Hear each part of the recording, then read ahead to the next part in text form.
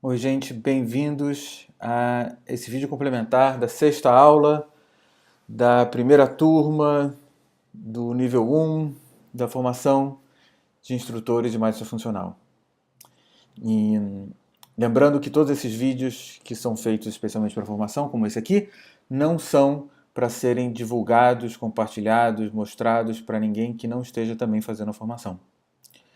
Hoje a gente vai falar sobre as diferenças entre o Mindset Funcional e o Mindset Tradicional, que é uma pergunta que certamente vocês vão ouvir quando estiverem atuando como instrutores de Mindset Funcional.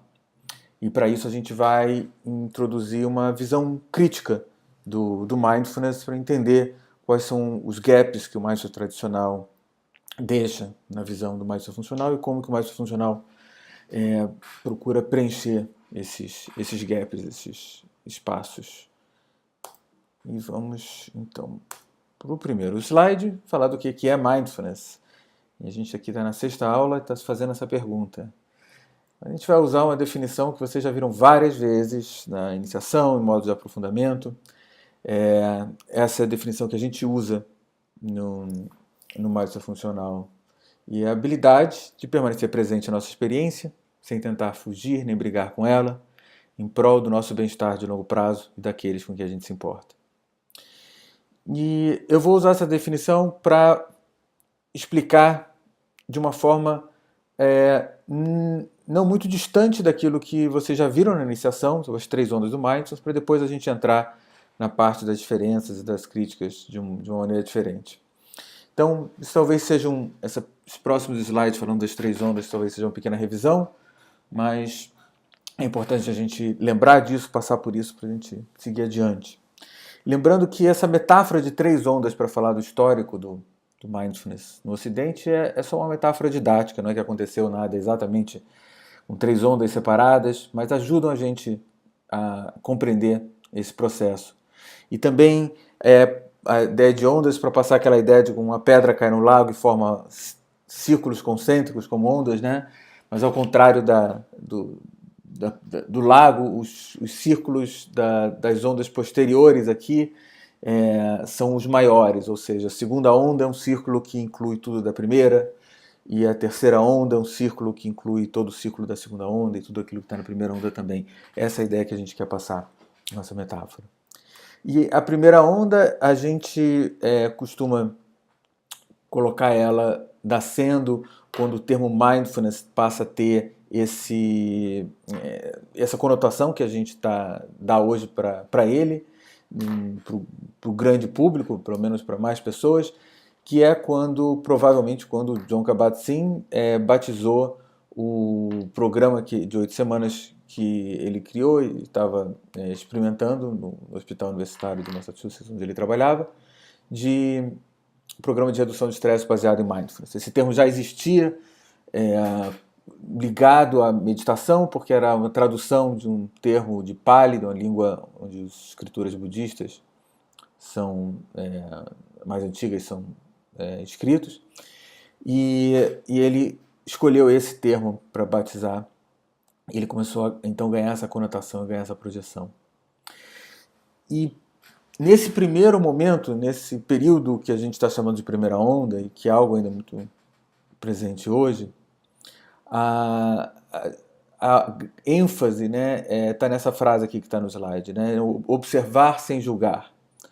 De onde é que veio isso? Na verdade, a primeira onda, e a gente vai ver a segunda também, mas foi uma tentativa de trazer certos elementos de práticas milenares budistas, da qual Jon Kabat-Zinn e outros tinham contato, para um público laico que não iria receber algo que viesse junto com uma religião, com outra cultura. E nessa importação de técnicas e de práticas, ela foi feita de uma forma necessariamente seletiva, porque muita coisa necessariamente vinha com uma conotação religiosa, com uma conotação cultural, com uma conotação ética. E o principal fator que a gente pode observar que foi importado, principalmente nesse primeiro momento, foi essa prática de observar a sua experiência sem julgar. O próprio Jon Kabat-Zinn define mindfulness muito dessa forma. Aqui tem uma tradução livre de uma definição que ele dá em vários lugares, em livros, em vídeos. Tem aqui a fonte de um vídeo relativamente recente, onde ele fala de novo disso, em que ele diz que mindfulness é a consciência que surge ao se prestar atenção, propositadamente, no momento presente, sem julgar. Isso está muito próximo do termo em Pali, no termo das escrituras budistas, desse aspecto, dessa prática de estar no momento presente. Nesse mesmo vídeo ele também diz que às vezes ele acrescenta essa definição com a seguinte frase: a serviço da autocompreensão e sabedoria. E a gente vai falar mais disso depois. Se a gente olhar para essa definição, a gente vai ver que é muito próximo do início da definição que a gente deu de mindfulness funcional lá atrás. É como se a gente parasse no fugir, né? A habilidade de permanecer presente à nossa experiência sem tentar fugir, ou seja, permanecer presente sem julgar, sem fugir. A ideia de a serviço da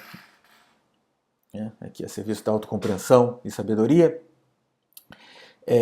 poderia talvez estar relacionada com o que a gente está dizendo em prol do quê, mas a gente vai comentar depois que é bem diferente falar a serviço da compreensão e sabedoria e do nosso bem-estar de longo prazo.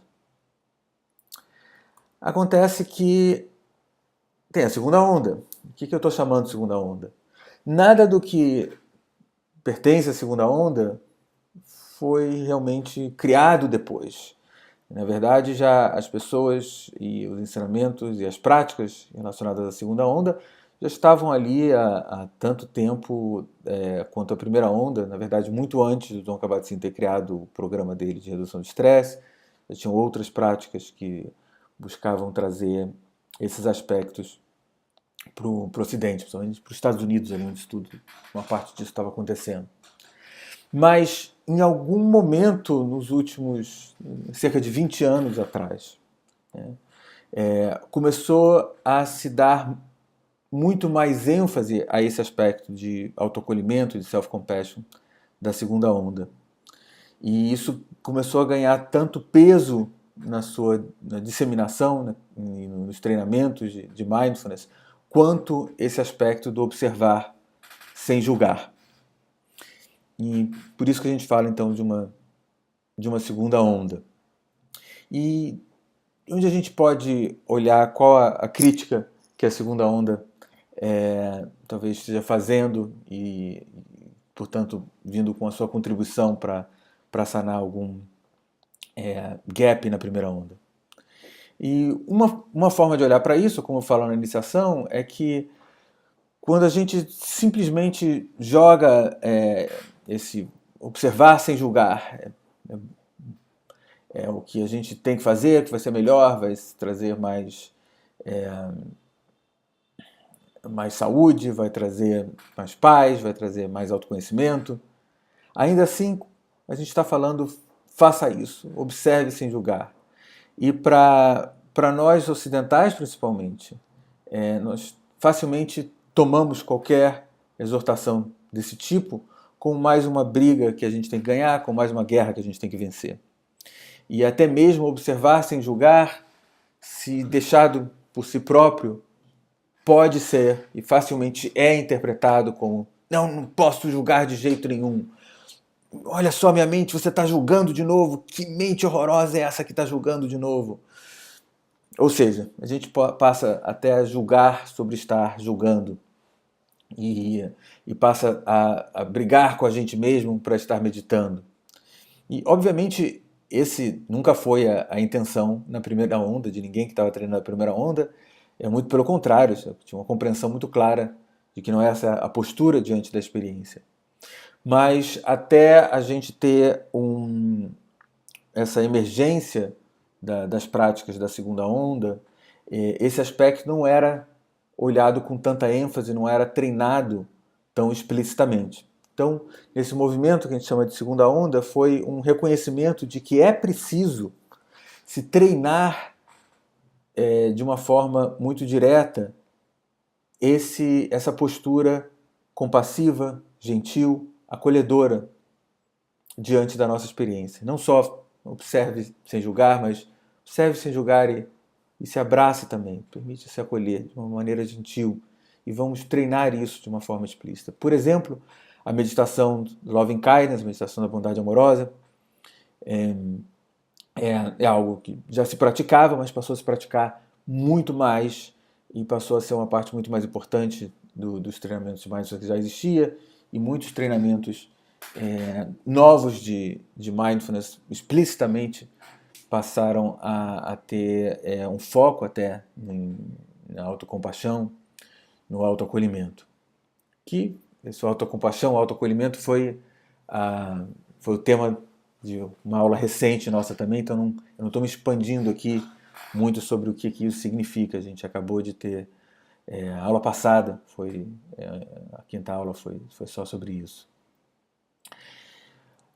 Agora, olhando para a nossa definição anterior, a gente pode entender como acrescentando o nem brigar com ela, essa segunda onda. Ou seja, a habilidade de permanecer presente à nossa experiência sem tentar fugir, nem brigar com ela também. E isso é revolucionário porque a gente passa a olhar o autoacolhimento e o treino explícito do autoacolhimento como de igual importância para o treino explícito de simplesmente estar presente sem fugir. Isso faz toda a diferença. As pesquisas nos últimos 15 anos, principalmente nos últimos 10 anos, começaram a mostrar isso com muito mais clareza, como que os resultados de um treinamento de mindfulness, eles estão muito ligados a essa capacidade de autoacolhimento e a esse treino do autoacolhimento.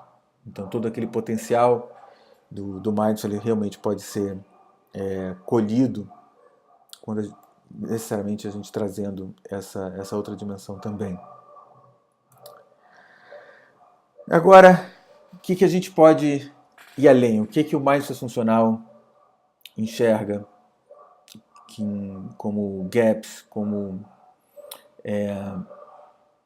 espaços de desafio na primeira e na segunda onda? A primeira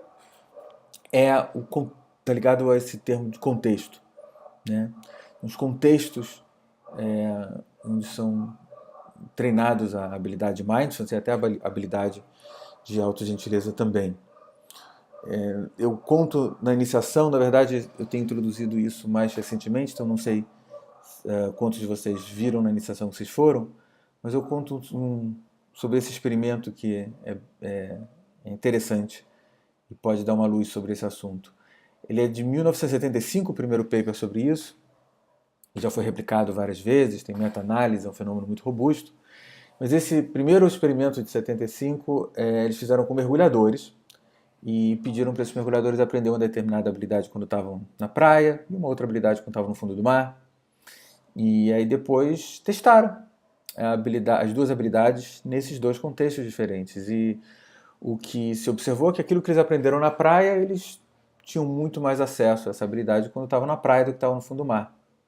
Mas, curiosamente, aquilo que eles aprenderam no fundo do mar, eles também tinham mais acesso quando estavam no fundo do mar, mesmo, né, sendo potencialmente, pelo menos para mim, que não sou mergulhador, acho muito mais difícil você aprender alguma coisa no fundo do mar. Mas quando eles eram testados nessa habilidade que eles aprenderam no fundo do mar, eles se saíam muito melhor quando eles estavam novamente nesse mesmo contexto do que quando eram testados na praia. Então o que sugere toda essa literatura é que a aprendizagem é contextual, ou seja, o contexto em que a gente aprende uma determinada habilidade, ele faz parte desse aprendizado. E para a gente poder, então se a gente realmente quer ter uma habilidade disponível em um determinado contexto, é importante a gente aprender mais próximo desse contexto. E a gente vai falar em outros momentos também, que se a gente quer passar para contextos novos, talvez a gente tenha que aprender essa habilidade em muitos contextos diferentes para a gente extrair o que realmente caracteriza, o que realmente é essa habilidade, independente de qualquer contexto, e poder aplicar ela em outros contextos, generalizar. Então, se a gente olha para esse tipo de insight e lembra dos contextos onde a primeira e a segunda onda treinam a habilidade da atenção plena, a gente vai ver que são contextos muito restritos, né? O treino explícito, né? Os exercícios, as meditações na primeira e na segunda onda são, em geral, aquilo que é o estereótipo de meditação: você sentado, de olhos fechados, sozinho com você mesmo, ou de olho aberto olhando para alguma coisa neutra, ou caminhando devagar, ou, né, comendo alguma coisa muito lentamente. São alguns poucos contextos bem restritos. É claro que na primeira e na segunda onda sempre se fala: não, vai lá e traga atenção plena para toda a sua vida, para tudo que você está fazendo. Mas é algo que se diz para fazer, se exorta, se recomenda, mas não se treina efetivamente aí. Isso faz toda a diferença. Então, quando a gente olha para os contextos onde a primeira e a segunda onda treina a habilidade da atenção plena, e a gente contrasta isso com os contextos onde realmente estar mais presente pode fazer uma mudança nas nossas vidas, a gente vê que tem um gap, né? E esse gap, então, traz a primeira questão que a gente levanta no Mindset Funcional sobre o treinamento mais tradicional. A gente diz que o Mindset mais tradicional tem essa orientação topográfica, ou seja, ele está muito ligado à forma, que é uma coisa natural quando a gente lembra que ele foi importado de uma tradição milenar do budismo. Ele é como, né, um iPhone que caiu do céu, e com isso você olha aquele iPhone, é uma coisa mágica, você talvez consiga copiar esse iPhone e fazer um outro igualzinho se você repete exatamente o que está uma outra peça, mas você só sabe que aquilo funciona, que aquilo é mágico, aquilo é muito bom, mas não foi você que criou aquilo. Então é difícil você criar outras coisas, outros iPhones, outras coisas parecidas. Então é muito difícil, quando a gente importa uma prática, por mais maravilhosa que seja, a gente inovar muito em cima dela. A gente pode fazer alguns ajustes, algumas mudanças, algumas adaptações, mas começar algo totalmente diferente, introduzir contextos totalmente novos, fica muito mais difícil. Então essa é uma das críticas importantes, esses contextos mais restritos, que limitam, então, a capacidade da gente generalizar essa habilidade, ou seja, a gente usar essa habilidade em outros contextos, e principalmente em contextos que são muito mais importantes, significativos para as nossas vidas. Essa generalização acontece, uma crítica que ela não é treinada diretamente, então essa generalização ela acontece com muito menos velocidade e com muito menos amplitude e com muito menos profundidade do que ela poderia acontecer se a gente estivesse treinando em contextos mais significativos e variados. Outro conjunto de críticas relacionadas ao mindset tradicional tem a ver com a questão da função. E o que eu quero dizer com isso aqui? A função tem a ver com o mindfulness para quê? Né? De novo, se a gente lembra que o mindfulness na primeira e na segunda onda, o mindfulness tradicional, é um conjunto de práticas que foram filtradas e trazidas, mas que já são praticadas há milhares de anos. Né? Quando elas foram filtradas, elas deixaram muita coisa para trás. Uma das coisas que elas deixaram para trás foi o para quê que elas tinham há milhares de anos na sua origem. No budismo, o treinamento de atenção plena ele tem um para quê muito claro: é atingir a iluminação, é o nirvana, é sair da roda de encarnações do samsara.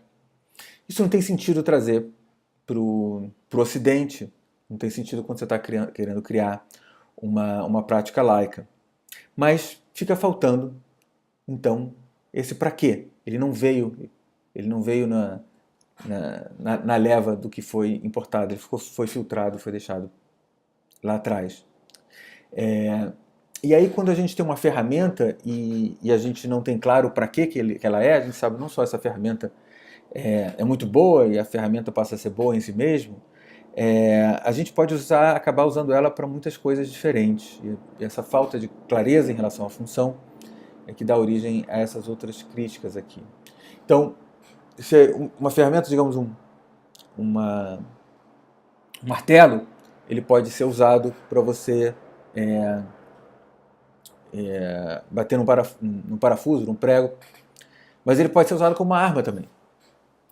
E se a gente simplesmente fala, olha só que legal, um martelo, usar um martelo é uma coisa muito boa. Usar um martelo é uma coisa muito boa. Se a gente está usando ele para bater num parafuso, e de preferência um parafuso que vai fazer alguma coisa útil para a gente. Né? Então, uma das coisas que podem ser feitas com essa ferramenta, que é a atenção plena, não diria nem a atenção plena, mas com essa ferramenta que são as técnicas usadas para treinar a atenção plena na primeira e segunda onda, que é você sentar, fechar os olhos, observar a respiração, observar o seu corpo. Né? Algumas dessas coisas são maravilhosas e algumas estão levando a gente em direção que é importante para a gente, mas como qualquer ferramenta, isso pode ser usado, né, como o martelo pode ser usado como uma arma também. Pode ser usado para coisas que não vão nos aproximar do que a gente está buscando, dos nossos valores ou de uma vida mais plena. E uma dessas coisas é usar essas mesmas técnicas para a esquiva experiencial. O conceito de esquiva experiencial a gente já falou, acho que há 2 aulas atrás, né? Mas é a ideia da gente fugir, de alguma forma, procurar não estar em contato com sentimentos, sensações, pensamentos, situações que levam a esses sentimentos, sensações, pensamentos que são difíceis para a gente. Então, como é que isso pode acontecer com a prática de atenção, usando algumas técnicas que seriam para atenção plena e elas podem ser usadas para esquiva ao invés disso? Você, diante de uma situação difícil, digamos, você tem uma pessoa na sua frente que está apertando seus botões, mas é importante para você dizer como você sente, olhar para ela nos olhos e se expressar. Você fala, não, eu tenho que parar tudo agora, fechar os olhos, ficar em silêncio, observar a minha respiração e não quero mais falar com você. Né? Deixa eu fugir dessa situação. Ou você, ao invés de sair de casa para ir procurar um emprego, para ir começar alguma coisa importante na sua vida, fala, não, vou ficar aqui em casa de olhos fechados, meditando, observando os pensamentos, observando a respiração, eu vou passar aqui o dia inteiro e hoje eu não vou fazer nada além disso, quando se você fosse realmente estar indo em direção aos seus valores, o que é importante para você, você provavelmente iria sair de casa. Mas tanto o falar com essa pessoa, no primeiro exemplo, como o sair de casa, eles trazem, talvez, sentimentos, sensações, pensamentos que são difíceis. Mas se você ficar naquela forma de meditação, que é sentado, de olhos fechados, sozinho, com você mesmo, no seu quarto, você vai conseguir efetivamente se esquivar, né? Fugir disso que é difícil. E é exatamente o contrário daquilo que a prática de atenção plena, a princípio, estaria promovendo se você estivesse usando o martelo para bater no prego. Nesse caso, o martelo está sendo usado como uma arma contra você mesmo. Porque a forma, de novo, não é essencial, mas é só a forma que você tem quando você está na primeira e na segunda onda. Mas a função é muito importante. No mais, isso é funcional, a gente vai ver, a gente tem essa função de uma maneira muito mais explícita para poder corrigir esse tipo de situação. Uma outra questão relacionada à função é toda essa discussão que geralmente está sob esse nome de Mac Mindfulness. Os budistas, principalmente, gostam muito de usar Mac Mindfulness, e tem uns artigos que eu vou linkar sobre isso. Até tem o Jon Kabat-Zinn falando sobre Mac Mindfulness.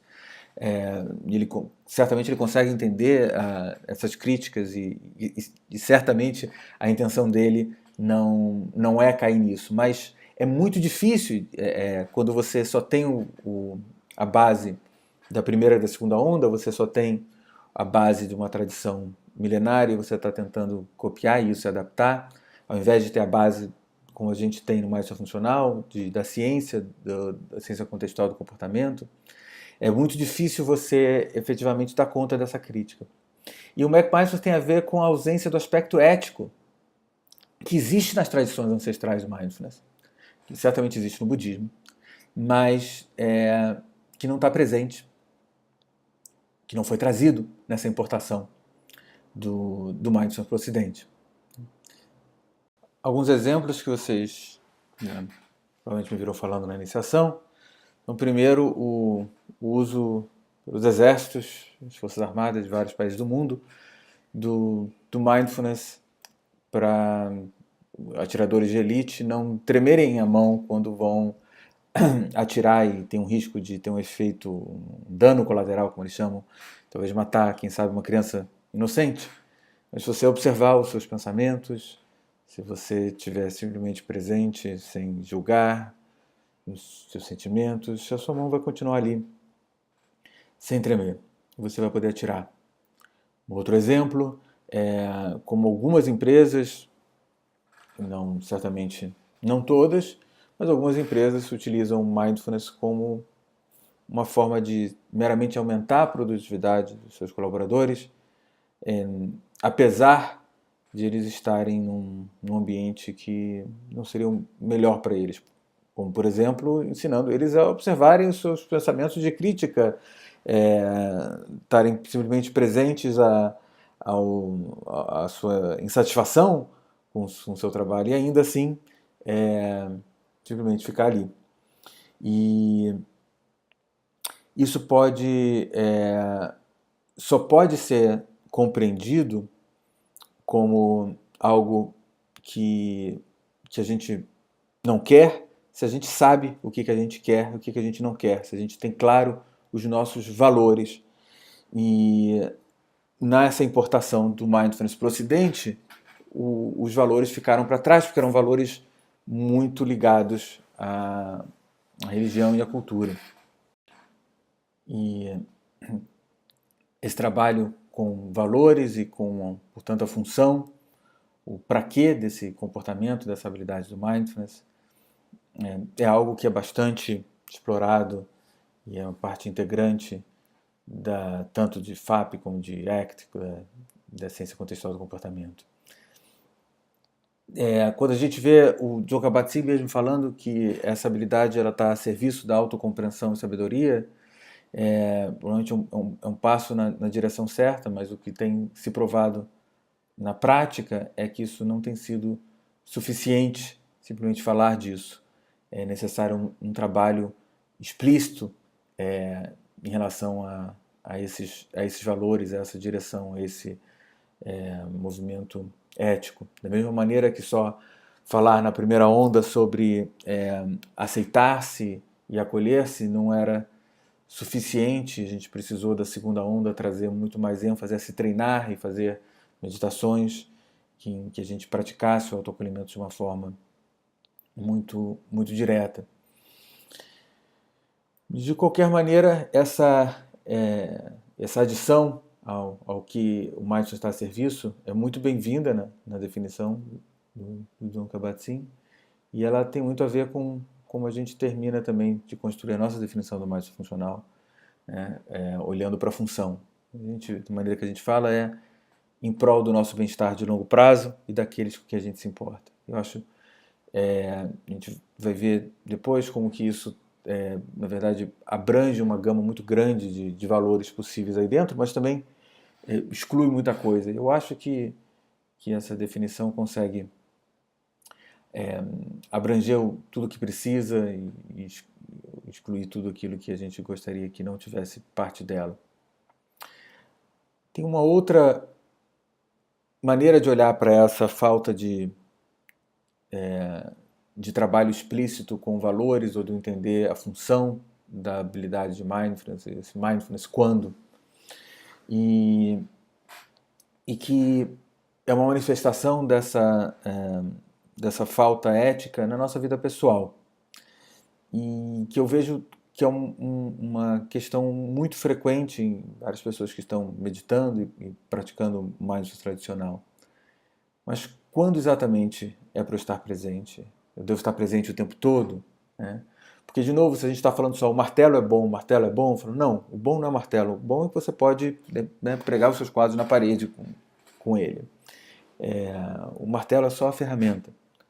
Mas, como no mindfulness tradicional, a gente trouxe esse martelo lá do Oriente, olha só como ele é algo maravilhoso, a gente fica muito apegado na ferramenta. E a gente começa a achar que é um possível interpretação que simplesmente estar presente é um bem em si mesmo. Mas tem muitos problemas com isso, né? Primeiro que é muito importante a gente não estar presente em muitos momentos. É importante nossa habilidade de sair do aqui e agora e para o futuro, para poder planejar o futuro, senão a gente não vai fazer nada de longo prazo. Na verdade, até mesmo para planejar o que você vai fazer, daqui a uma hora você precisa sair do presente. É muito importante poder ir para o passado e aprender os nossos erros. É importante a gente sair do aqui e poder pensar o que coisas estão acontecendo em outros lugares nesse exato momento. Aquela imagem que tem nas redes sociais, né? Que vocês já devem ter visto, talvez, que é um homem andando com um cachorro, e o homem está pensando em mil coisas, e o cachorro está pensando no homem andando com o cachorro. E isso é muito legal. Realmente, quando você está andando com o seu cachorro, é muito legal você poder estar simplesmente ali presente andando com o seu cachorro. Né? Mas tem muitos momentos em que você não é o melhor para você. Não é algo que você vai fazer em prol do seu bem-estar de longo prazo, daqueles com quem você se importa, simplesmente estar ali pensando no que está acontecendo ali agora. Porque senão você não vai ser muito diferente de um cachorro. Não nada demais, os cachorros provavelmente são muito mais felizes que a gente, mas a gente não conseguiria ter muitas das coisas que a gente considera como que definem, caracterizam nossa identidade como ser humano. Né? E para isso a gente sai do aqui e agora sim. Para isso a gente vai para o futuro, a gente volta ao passado, a gente pensa em outros lugares. Porque estar no aqui e agora não é um bem em si mesmo. Ele é algo que a gente pode usar quando é em prol do nosso bem-estar de longo prazo. E um exemplo que eu costumo dar na iniciação, talvez vocês lembrem, é sobre o cara que saiu do workshop de Mindfulness e vai para o dentista fazer um tratamento de canal e diz: "Pô, seu dentista, eu aprendi que é importante não fugir das minhas sensações, sentimentos, pensamentos. Eu sei que esse negócio aí de canal é dolorido, né? Mas você vai querer me dar uma anestesia, né? O que eu pedi para você não me dar, não, porque eu não vou fugir das minhas sensações. A dor é algo que acontece no meu corpo. Eu quero estar presente a ela, eu quero estar aqui agora com ela. Mas eu também aprendi que isso não é o suficiente, que também tem a segunda onda, que é importante acolher o que está dentro da gente de uma forma gentil, de uma forma amorosa, compassiva. Então, além de não dar anestesia e eu estar presente a essa dor, que afinal é parte de mim mesmo, eu quero também acolher. Quando eu sentir dor, eu vou cantar uma música para ela. E se o senhor quiser, pode me acompanhar, uma música de boas-vindas e de amor. Vou acolhê-la com muita gentileza. E é claro, né, a brincadeira que eu faço na iniciação é que isso, embora comece com M também, não é M de mindfulness, é M de masoquismo. Porque, obviamente, não é em prol do nosso bem-estar de longo prazo, nem de ninguém que a gente ama, a gente não ter anestesia na cadeira do dentista fazendo um tratamento de canal. Mas para ter isso claro, a gente precisa estar com um foco na função. E a função do mindfulness, né, como a gente vai ver daqui a pouco, é a mudança de comportamento, para que a gente possa ter comportamentos que nos levem em direção aos nossos valores. Não é um bem em si mesmo e permanecer presente, simplesmente porque permanecer presente é muito bom em muitas situações e a gente tende a não ter isso, né? E a gente pode pesquisar e medir e vai ver que quem está mais presente, de um modo geral, vai ter vários benefícios, mas na primeira e na segunda onda as pesquisas param aí. E na terceira onda a gente pergunta, mas exatamente em que contextos, em que situações? E esses contextos, para você entender esses contextos, situações, você tem que entender a função. E a função não vai ser o estar presente. O estar presente é só a ferramenta, é só o martelo. A função é a mudança de comportamento, para que a gente possa ser a nossa melhor versão, tá caminhando em direção direção dos nossos valores, aquilo que é importante para a gente, quando a gente está indo em prol do nosso bem-estar de longo prazo e daqueles com que a gente se importa. E só dizer que a serviço da autocompreensão e sabedoria, eu acho que a gente pode questionar, e aí é só estar brincando com palavras, mas você, na cadeira do dentista, você pode fazer esse argumento que, poxa, eu quero observar essa dor porque é um autoconhecimento, vou me conhecer mais, e vou ser um cara muito mais sábio se eu puder ficar sem essa anestesia. Então, também eu não gosto muito de falar que é a serviço da autoconhecimento e sabedoria. Isso também é um meio, isso também é uma ferramenta. A gente busca o autoconhecimento, a sabedoria, que também é uma ferramenta. O que a gente está buscando é o que isso pode proporcionar. E são comportamentos muito concretos, em que permitem a gente viver a nossa vida de uma forma mais satisfatória. E para cada pessoa isso pode ser diferente. Daí vem então a ideia da terceira onda, vem a ideia do mindset funcional. Né? Esse slide aqui é um pouco diferente do que eu apresento na iniciação.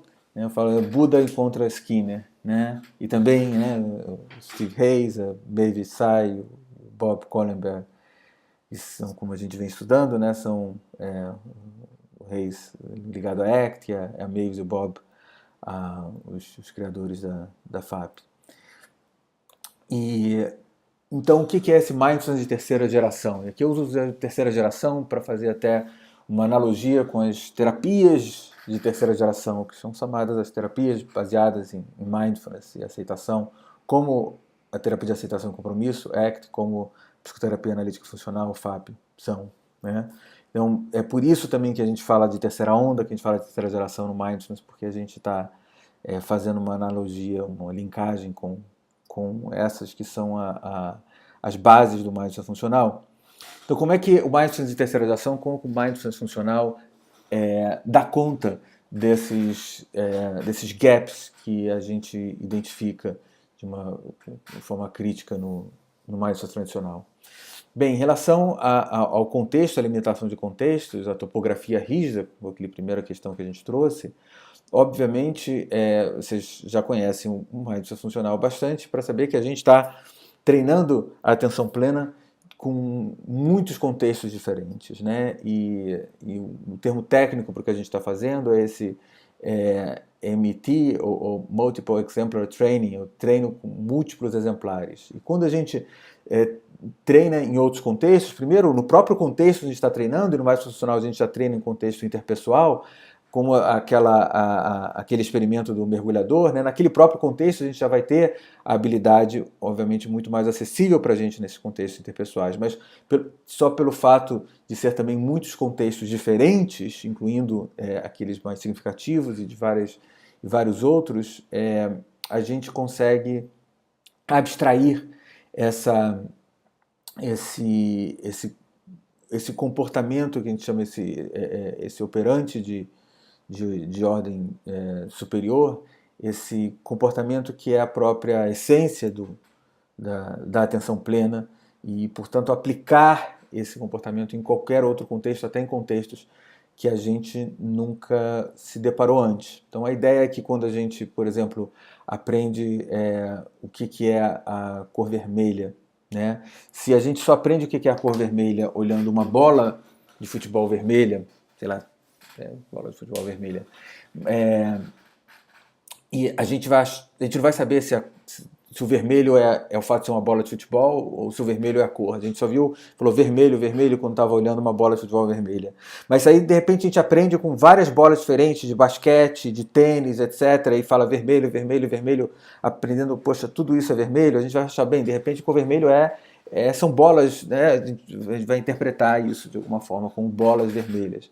Mas se a gente aprende o vermelho olhando não só para bolas de vários tipos, mas para cadeiras vermelhas, para paredes vermelhas, para barcos vermelhos, para casas pintadas de vermelhas, a gente viu em tantos contextos diferentes esse vermelho que a gente realmente pôde aprender o que é o vermelho. A gente, através desse treino com múltiplos exemplares, a gente conseguiu abstrair, isso é vermelho. Então, até se eu ver uma coisa que eu nunca vi antes, eu ver uma baleia vermelha, eu vou conseguir dizer isso é vermelho, embora eu nunca tenha aprendido diretamente o vermelho aplicado a uma baleia. E isso é algo que a gente ganha quando a gente treina com múltiplos exemplares. Por isso é tão importante essa variedade grande de situações, de contextos. Essa expansão dos contextos que a gente faz. E, é claro, a gente foca nos contextos mais significativos, que aqueles contextos em que a gente está treinando diretamente. Se a gente treina diretamente na vermelho, que é bola de basquete vermelho, quando a gente vê uma bola de basquete vermelho, falar vermelho vai estar, obviamente, muito mais fácil para a gente. Então, a gente já treina em contextos que a gente realmente quer usar, muito mais do que os contextos ficar de olhos fechados só, em silêncio, mas diretamente nos contextos interpessoais, que é onde a coisa pega, onde realmente pode mudar a nossa vida. Então, a gente treina em contextos mais significativos, e em muitos contextos, para a gente poder abstrair e aplicar nos novos contextos também. A orientação funcional, então, está muito claro esse mindfulness para quê, né? Em ACT, terapia de aceitação e compromisso, a gente vai falar mais disso em outras aulas, a questão de valores e de ação comprometida é muito presente. Todo o que se chama em ACT, o lado direito do Hexaflex, está ligado a isso. E no Mindfulness Funcional, como vocês já perceberam, a questão de valores e de ação, de agir em direção ao que é importante para a gente, está o tempo todo presente. Isso vem muito de ACT, mas vem também de FAP, né? Como a gente estudou na aula que a gente falou dos comportamentos clinicamente relevantes, 1 e 2, de FAP, né? E a gente trabalhou com os comportamentos relevantes 1 e 2 de Mindfulness Funcional, e também nas classes de comportamentos de ACL. Está claro os valores, está claro a direção em relação à mudança de comportamento para a gente estar tendo mais comportamentos que são em direção, comportamentos CCRs2, em direção ao que é importante para a gente, expressando a nossa melhor versão, né, e agindo com consciência, coragem e amor, como a gente fala no modelo ACL. Né. Então, essa inclusão explícita de valores, ela funciona como um antídoto ético. Então, isso dá conta não só, né, da gente não ter a esquiva experiencial como uma possível consequência da meditação, porque obviamente a gente está falando em seguir em direção aos nossos valores e a ação comprometida, em efetivamente agir em direção ao que é importante. Então, com isso, a gente foca naquilo que é a nossa direção, e a gente não. Então, o Mindfulness vai estar só a serviço disso, como também a questão toda ética, a gente não vai estar buscando algo que vai simplesmente fazer o nosso braço parar de tremer quando a gente está atirando.